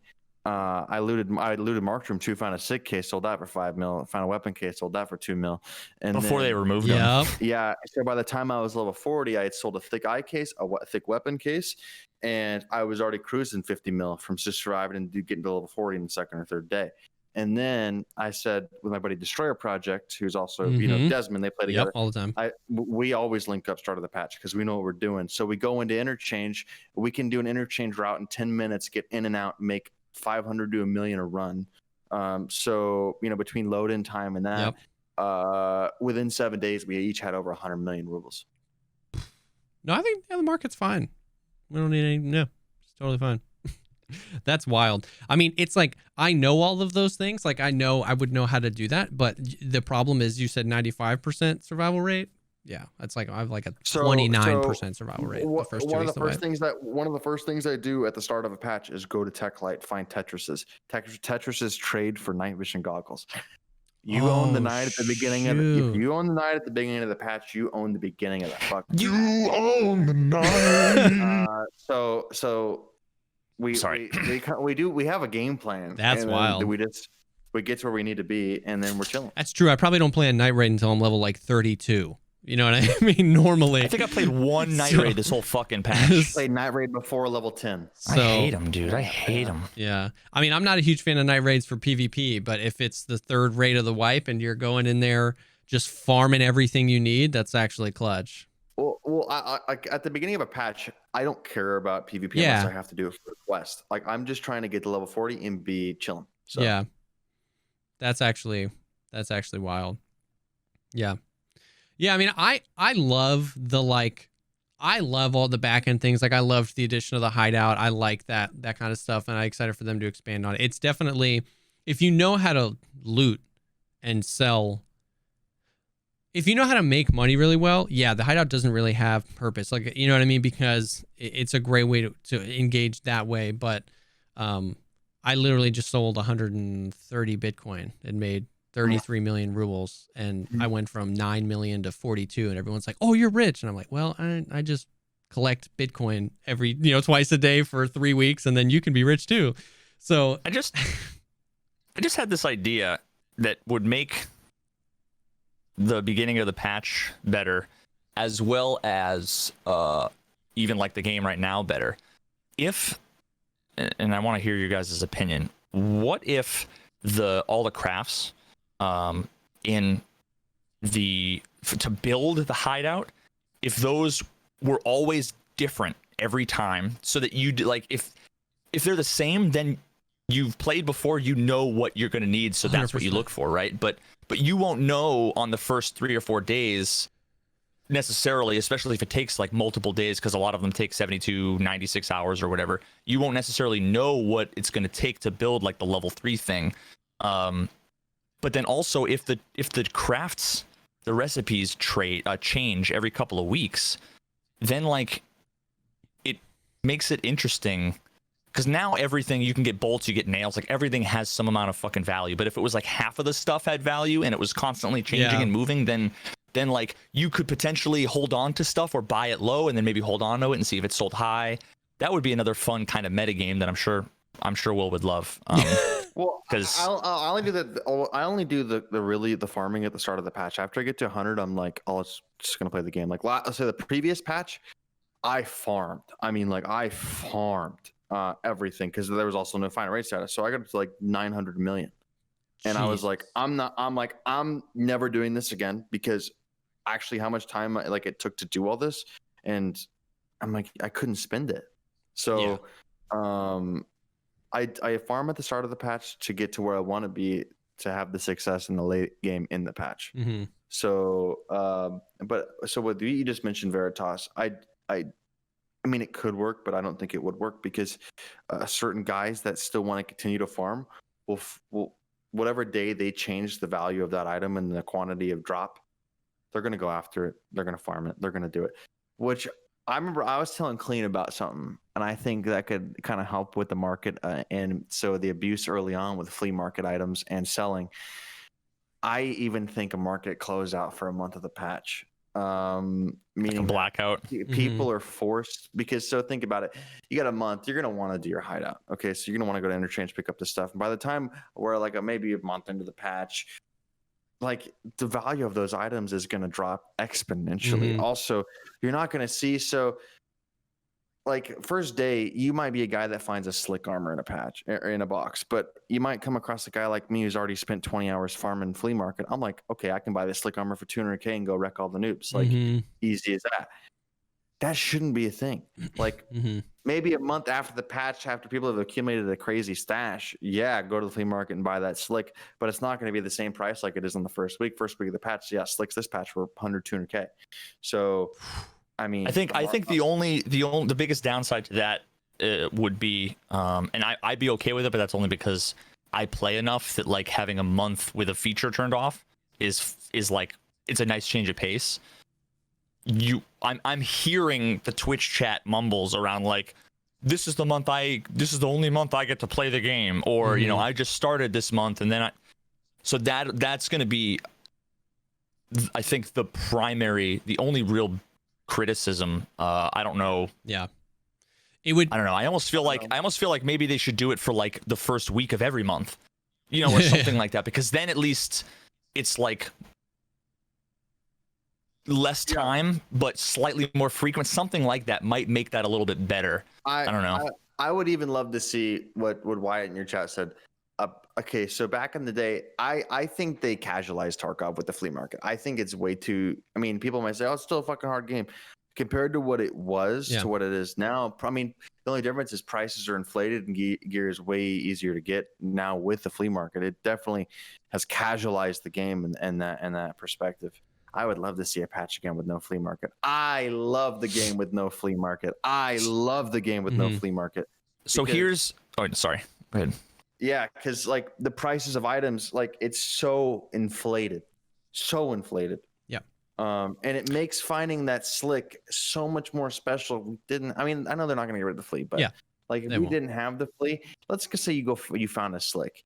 You can't just go buy the slick anymore on the flea market. You found that slick, it's going to feel special. Same thing with even meta attachments. If they made some attachments not being able to be bought on the trader, but you found that in a raid, that's going to feel good. You're going to be like, oh my God, I found that CQR, I found that PK. Oh, hell yeah. I can't go buy it on the flea market. Now, I agree with you, but look at it this way. They have all these features that they want to add. Who knows what they're going to add? Yeah. I'm with you on that. But in the future, let's say that slick armor would spawn in like one or two places, like 0.001% of the time. I'm not talking like red key card, but like, maybe it was like yellow key card rarity. So, and then you couldn't buy most of the shit that you can get on the traders now. You couldn't buy in the traders and you'd have to find it in raid. then you'd have like 3 slick armors for sale. They'd probably be ridiculously overpriced. So you'd be like excited if you found it and made it out to either use it and get the advantage or sell it. But it's only a problem now because the loot economy is trash, because there's infinite everything all the time everywhere except for red key card and, you know, like 2 or 3 other things. Yeah. So imagine a future where all the loot is different. Well, I guess maybe what I want to say is I can imagine a world, who knows if they're going to get there, where the trader item availability and the loot availability will make it so that the flea market is awesome. Yeah. It could be. It just would have to be done right.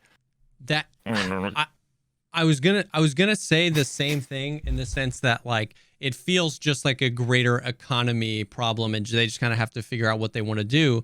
Because as I understand it, like really, really early on in the game, and WillerZ, you're somebody who was playing back then, so you can tell me, but as I understand it, they used to pitch the traders as like, yeah, they have a ton of loot now, but eventually like they're not going to be selling all this stuff. Stuff's going to be harder to come by.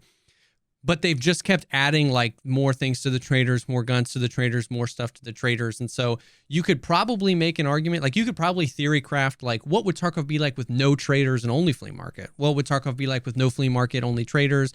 What would Tarkov be like if, like, I believe, I think what you're saying, Veritas, there's probably a way that they could make having the flea market in the game feel super hardcore again by messing with the loot economy. There's so many ways to unravel. They're going to unravel the web. They're just not super clear on how they're going to unravel the web. And what's frustrating is that just about every player of Escape from Tarkov thinks that the current system is broken somehow, but there's these like giant camps that form on how they want it to be changed, and then that they want it to be changed to work in the current that unfinished state. So if they changed it and then the next feature comes out, well, now it doesn't work, right? Like none of the quests that how they are now, none of them, well, not none of them, but most of them wouldn't make sense in the context of no flea market, right? So like you have to redo the quests. Well, imagine if they had made the quests that they are now before the flea market. Well, then we'd be complaining specifically about like these quests are almost impossible. So part of what Battlestate needs to do is be smarter about the order in which they implement things, so that you don't run into a situation where you have shit that's in the game that doesn't make sense at all. Yeah. And then when you make changes, that you fix the previous things that were temporary, like the limits on a lot of the items. Those are only there because they added them to stop people scalping them before you could you were prevented from selling shit from the traders. So people used to just go in to buy 100,000 fucking rounds of whatever and then turn around and sell it on the flea. So they put limits and stuff to do that, and then once they added found and raid, they never undid. They never took away the limits. Yeah. So that's just another example of like, all of these features are intertwined, and a lot of them, they're building them with some future thing in mind. Some of them they're building with the current state in mind. So there's a lot of weirdness where we want the features to be good and make sense, but the only way that could ever happen perfectly is if one day they added everything and changed everything all at once. Yeah. But instead, it's like they're going to have to add something and then like take a little bit of time to then change, you know, like skills or like the progression system, when it's like, okay, well, if we double the amount of XP for a certain skill, well, now we fucked everybody. You know, it doesn't make sense now because all these people have been leveling up slowly. Yeah. But it would have made sense if, you know, it had been done either in an open world environment or if it had been done from like the start of a patch or whatever. So that's just something that we kind of have to keep in mind and be honest with ourselves about. Like, we need to say what the issues are with these systems and make it clear what the issues are with the systems and with the design, and make sure that they keep it in mind when they implement the other systems that will rely on these other things. And also in the meantime, try to do the lowest common denominator shit to make it livable, which is exactly why yesterday I sent a spreadsheet to Nikita with saying like all these ammos, remove the limits. There's no reason why FMJ for the MP7 should have a like 100-something round limit. There's no reason, right? Like nobody's complaining that everybody's running around with FMJ. There should be a shortage of ammo, but in the future you have to redo the loot economy, you have to redo the maps, you have to redo everything for it to make sense. Right now, it's just an inconvenience. So like undo the inconvenience, rip off the Band-Aid now, and then later, either take it off the traders altogether and make it loot and raid or whatever. But yeah, sorry, I ranted for too long. No, I I'm mean, gonna grab water real fast. Sorry. no, you're fine. You're fine. It really is like, that's a great example of like, there's no answer to that question. Like there were no limits on ammo. Then they added the flea market. And if you unlocked, 995 first because it was quest locked, then you could buy 100,000, sell 100,000, buy 100,000, sell 100,000. So they're like, okay, we'll put a limit. You can only buy 90 and sell 90. Well, that works. That's why now Pestily is the reason why we can only get 4 slows. Yeah, now, I mean, for real. Now, okay, you can only sell things that are found in raid. Oh, why is the limit? Like there was one singular reason the ammo limit was put in place. One reason. You fixed that reason. Why is the limit but the still thing in place? is that people forget. Like people forget and they misattribute things. So much of the time they're like, no, the limit, we need those limits because ammo's supposed to be scarce in Tarkov. Yeah, Tarkov's supposed to be open world and it's supposed to have a story-driven fucking tutorial. Eat shit. Like it doesn't have those things yet. So like, So it's interesting. It's going to come. Don't restrict the experience now based on something that hasn't been built yet. Yeah. Make it work now, make it be playable now, make it be meaningful now, and keep whatever changes in mind for when you make those changes. I would be interested though. I would be very willing, and I would like to think that most people would as well. Going back to your idea, Will, on like, because I've heard this idea before, and I definitely don't want to open a can of worms, but like a month or a few weeks or a certain amount of time at the beginning of the wipe with no flea. Because I completely agree with what you're saying, Veritas, where it's like, well, I don't get to play. There would be people that complain, but I felt like this last wipe, it was really gross. The first few weeks, everybody says the first few weeks of the wipe are the most fun, but it felt like, I don't know if you guys remember this or feel this, but this last wipe felt just like everybody was seeing a few people, level 40 within 48 to 72 hours, buying and selling stuff on the flea with 40 or 50 million rubles, and everybody was kind of up in arms about that. So while there probably would be a con to locking the flea market, it would be like, I'm not putting my seal of approval and like that would fix the game, but I would love to try it. You know what I mean? It's like if we're in beta and we're doing the thing, I would be interested to see how that would happen. Because after that month, people might have found all the nails and screws that they need, or at least more people would have, so those values wouldn't jump to 100K for nails. Maybe they would jump to 50K for nails, and it would be interesting. It would be interesting. I think what... Oh, no, go ahead. I find the issue with so they've done one of these wipes before, and they don't really ever solve the issue. They don't really make any big game changes. Like when they do these kinds of wipes, they did a wipe like this about 2 years ago, and it literally to me feels like they do these wipes to buy time. Yeah, to buy time for the next 100%. They're not technical wipes most of the time. Yeah, they're doing it to buy time, and there's no real changes. It just feels like the last patch. It's only to buy time. Yeah. And that's the same vibe I got from this last wipe we had. It was literally, this wipe was to buy time. Yeah, that's all it was. Everybody was like, yes, wipe, and then wipe because day. Everybody was like, oh. People got used to the development cycle, but it feels like seasons, and they don't realize that it used to be a thing where rather than have to do a whole migration when you add a bunch of items and change a bunch of things, it's just easier to delete everything from an engineering standpoint. You don't have to worry about migrating your character data over to some other. It's just easier to nuke everything and start fresh. They didn't have to do that. There is an argument sometimes for needing to do that, but even so, even when they there was that patch where they changed the skill system completely and they reset a bunch of the skills, but they didn't have to they didn't have to wipe. That would have been a good time to use that as an example or a reason, a scapegoat, we have to wipe. But clearly they didn't. So then people were so mad about it because they're I've been waiting for a wipe, that then the next patch was we're going to add 3 items and a wipe, because they realized the game doesn't have the longevity, that it needs to fucking survive.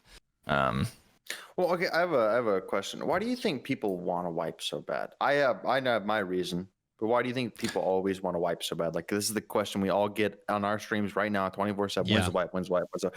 Why do you think people want to wipe so bad? I can tell you. It's the same reason. I know why I do. it's the same reason. Well, so the reason why I do is slightly different, but the reason why I think like the average common man, whatever, it's the same reason why they ask the question of, hey, I want to get into Tarkov, but I don't want to get in now. Should I wait for a wipe? Because somehow they feel like if they start around the same time that they're going to be on an even level. But they don't realize that by day 3, the Chads are the Chads. They have all their shit and they're so far ahead of them that them starting at the same time is completely irrelevant. Which is why I always tell them, like, no, just fucking start now. Like, your shit's gonna wipe, but like you're still gonna get fucking trounced 3 months from now on day 1, because the people who are better than you that have more experience are just gonna zoom right fucking past you. And that's okay, you know, because give it 6 months and you'll be one of the fucking Chads too if you want, right? Like, so they just think that the game is like, people want the wipe because they want to get into the game again, and they feel like I can't compete with the Chads, but they forget that the Chads are in 6 days into the wipe permanently. Well, you know, something I like, one of the biggest reasons I find is that people, even the Chads, the guys that have hundreds of millions of rubles, they say I'm bored of the wipe, and then I ask, and I kind of lay it down and I say, well, the reason you're bored of the wipe is because you're dying more because people have equivalent gear to you and you're looking to bully on the guys that don't have as much shit as you. That's why that's why streamers like the beginning of the wipe the most time, is because we have all day to play. We go bully the guys with less gear. Like, the reason people don't like late wipe and they want to wipe is because they're running in the guys with equivalent gear and they're dying more. I enjoy that. See, I enjoy running the guys that have the same gear as me because I feel like it's a fair fight. But, so that's the same thing. I like, because I've been using all the good stuff, the game gets boring, but I like when it's me against somebody else and I've got a P.A.K.A. and he's got like a level 3 thing and I've got a base AK, because the time to kill's longer, the recoil's harder, the fights last longer. It just feels more real. Yeah, but like, that's just the one thing I find is late patch people are they keep running in equivalent gear sets, and that's why they don't like it. I definitely think that part of it, I'm sure. There's on both ends of the spectrum, people are, for the most part, divided into like 2 categories. Why people want to wipe, it feels like, because the Chads have nothing to do and they're running into people that have their gear and they don't like that. And the low level people want to wipe because they feel like they're only running into Chads. So it's like there's like 2 camps where I feel like, I don't want to get in the wipe. All I'm going to do is run into people wearing slicks. And then the Chads are like, oh, well, I don't have anything to do. And more people are wearing slicks and I'm dying more often. And then when the wipe happens, some people like that type of content and some people don't, because they want to ride it out. And so everybody has their reasons. It feels like it kind of divides into these things. But going back to what we were talking about earlier, and I think this is what you were alluding to, Veritas, is that it's all based on nothing. There's no material to why, like the wipe isn't the savior of the game. WillerZ, if you can go 1 to 40 6 months into a wipe with a TAWS, you're proving that like skill at the game is important and not like gear. You know what I mean? Just wiping and putting everybody at a level playing field. No, it doesn't. People who are people who are good at the game are good at the game. You know what I mean? And so like the wipe. Well, you don't have to be super skillful, but I think even just as some of these guys that are jumping late in the wipe. Sorry to cut you off. No. If they can master fucking patience, you know how many guys that, like, the worst player, the absolute most dog shit gamer in Tarkov can kill the most absolute insane player in Tarkov, just literally by patience. And in a semi-okay shot. 1 ear, 1 face. They all die. Like, see, when people ask me, would you beat WillerZ in a 1v1? And I say, if he's running out in the open and he's got his back to me, yep. It's like a 50-50, right? It's just like, in a 1v1, when you both see each other at the same time, that almost never fucking happens. Right? But like, anybody can kill anybody as long as you're not trying to aim duel the guy who's faster than you and had better shit. People give up before it even starts. Like, that's the issue with this. Especially at patch. Because they get conditioned to like, I'm gonna lose this fight, so they lose the confidence. It's the same reason why in baseball, I remember baseball, all my fucking, not all my friends, but a lot of my teammates, they would just go up there and they strike out so much that they would just be like, oh, I'm not gonna hit it. Right? So like, I might as well just swing and kind of close my eyes and sort of hope for the best. And it's like, you've just made it nearly impossible for you to actually hit the ball. If you thought you could do it and you looked at it and you really fucking practiced, well, you could, so that's the reason why when I tell people, actually, I don't remember if it was you, it might have been Sensei Scav. It was Sensei Scav. I had him one day go in against bots, and I was like, put him on medium. And I said, get a gun, put it on semi-auto, or take like an RSAS or whatever. You're only allowed to shoot them in the head. You're only allowed to click heads, because all he did ever was spray center mass and he'd lose fights. And it was like, after 30 seconds, he's like, one tap, one tap, one tap. It's like, all you need to know is that you can click a head, and that's all you need to do. My fucking wife, I showed the video a couple of days ago again of my wife. The last game she played was Fusion Frenzy on Xbox 360. She had never touched a computer game before, and in an hour, she was just flick one tapping every fucking scav in offline mode on Factory in a way that would like make so many people in the community embarrassed. And she's literally like, that's the first time she touched a mouse that didn't have a fucking ball in it, So you just have to think you can do it and then practice. Yep. Yeah. It's exact. And a wipe isn't going to save you if you have no confidence in yourself and you don't really want to put the time in to get better at the game. You know what I mean? And it's not to say that like, oh, good players are good and bad players are bad. Suck it. It's just, I mean, I tell people all the time, like, if I can get good at the game, so can you. My first entire wipe cycle, I came in patch 0.9. When we wiped with 0.10, I had a 7% survival rate, and I had never had more than 1 million rubles the entire wipe. And now I'm a freaking full-time Escape from Tarkov content creator. You know what I mean? If I can get good at the game, so can you. It's not, what we're saying isn't like, well, the good people are good, and they're just always going to be better than you. No, it's like, play the game. I say the same thing. I say like, if Jesse can get good, anybody. You can, you can all use that, by the way. If Jesse can get good, it just comes down to like, and Veritas, same thing. Should I hop into the wipe now? Yes, you should, and you should start learning the maps. You know what I mean? Because map knowledge is really important. You know what I mean? You should start learning. You're gonna suck for so long. You need to start learning how the movement works in Tarkov. You need to start, shooting scavs in the head, like, because you're gonna get good that way. It's not, it's such a weird thing. A lot of the wipe talk and a lot of the view around wipes doesn't have substance. Now, that's not to say that we shouldn't ever have wipes again. Like, of course, right? If everybody in Escape from Tarkov is running slicks and meta, HKs, I'm all for, like, that's not really there's not a lot of variety there. That's not fun. I'm not saying there shouldn't be wipes. I'm saying when you dive deep into what a lot of people think about wipes, a lot of it doesn't have substance. They should think about it like, imagine if someone said, I want to go play baseball. It's halfway through the season. Do you think I should just wait until the next season so that I can compete? Have you ever played baseball before? No.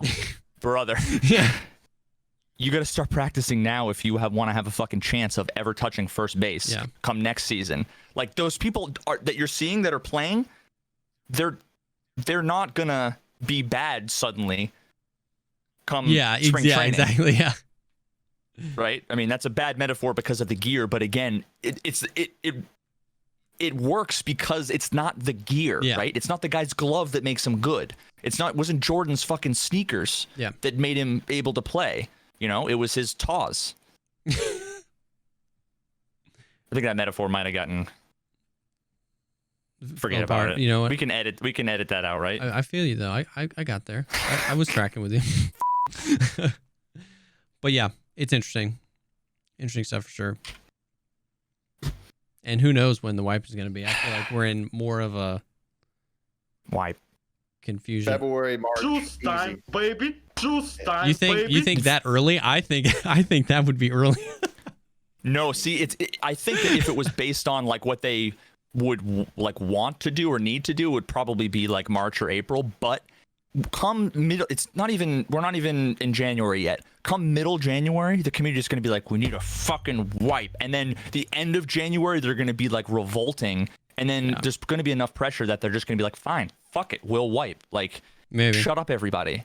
That I guess they're going to do it. I guess I agree with that. Is that it'll either be early or early-ish in the year because the community wants it, or it'll be like that's what it's turned into. August when they need to do it. I wouldn't even mind if they do it like late next, even middle to late next year, like just to see how disgusting the game can get and what balance needs to be done to the game. Oh, fuck off! It'd be a ghost town, dude. That would be. It would be an interesting. Yeah. Could be- Experiment. Yeah. Revealing. Yeah, so would pouring fucking arsenic all over the floors of my kitchen. I would like Yeah, it would be you an should- interesting you should do experiment to that. see what would happen. I'm sorry. I'm not a fan of wipes, honestly. Like, I'm really not. I don't care for them. Like, I want to play that progression and see all my skill levels elite on my character by just playing for the amount of hours. Mhm. That's one thing that always bugs me is on a wipe. It's like, okay, you just spent so many fucking hours leveling up your character. All right, it's trying to start number one again. Like, it's like, oh, Yeah. But yeah, I mean that's why I want fucking open world And and Void. Void. And if you make it so that like to get to level 100 would take, you know, someone like me a year and someone like Will 48 hours, but like spread it out and then get rid of the whole wipe thing, because the only reason why there are lots of people who don't like the wipe. Yeah. Because I just started and I'm level 14 and I just unlocked level 2 Prapor for the first time and they're getting their month's worth of work undone. Yeah. But as soon as they can get rid of that bullshit, theoretically, once they can, then they can get rid of the wipes, and then there's no real argument against spreading out the progression to make it take a fucking long ass time. Yeah. You know, that's the right way. Yep. Yep. I mean, I agree. And I think that's what we all want is a way that we can just play the game and continue to play the game and never have to worry about resetting the game. But there's enough content so that we can play the game indefinitely and not have to worry about that. Like that's the dream. One day. Well, I got French fries, so I got French fries. fuck off. I don't have French fries. Yeah. Any other thing you want to touch on, Veritas or Will? Anything? I mean, Will, I mean, whatever. First of all, I have to say thank you again for coming. Every single person listening, watching. If you don't know WillerZ, you're dead to me. But just watch his stream. It will make you. It will. I need to warn you. It'll make you feel. It's like seeing any Matthew McConaughey movie. You know, it kind of, you're just like, fuck, I thought I was like kind of romantic. I thought I was kind of good with. It's going to make you feel slightly less good about yourself, but I've also picked up some pretty good tips from watching some McConaughey movies, if you know what I mean. So just fucking watch the man stream. It speaks for himself. And you got any like sponsors, plugs, projects, schedule stuff, anything you want, here's the floor. You have 4 seconds. Thank you. Thank you. That's it. No, man, that's nothing for me. What a humble bastard. Okay. Well, seriously, Will, thank you. I appreciate you coming on the show. It was great. Like, I guess kind of like first officially meeting you here and just Yeah, that was weird. I was like, I've never met Jesse. Like, I've heard of him. Never. I think he's hosted me a couple times. Never met him. Like, I'm glad I could introduce. Yeah, no, I appreciate it. It was good. And thanks for coming. We love, I mean, the whole show is because we love Tarkov and we love talking about it, and it's always cool getting other people's perspectives. Yeah. And it really is crazy how even a bunch of people that have been playing the game for so long can have unique perspectives and just kind of have cool conversations. So we appreciate you being here. For anybody that just showed up or that kind of came halfway through, this show with WillerZ will be on the like podcasting platforms early next week. It'll be on the YouTube channel early next week as well. And it's a weekly show. So we'll be back next week talking about Tarkov and netcode and wipes and all the glorious things that we talk about every week. So thank you guys for coming by. Please, please, please check out WillerZ channels. No matter how you're hearing this, they will be linked. And we'll see you guys next time. Yeah, go yourselves. bye. I mean, sorry. Like, I think I might have hit the beep button. Have a great day.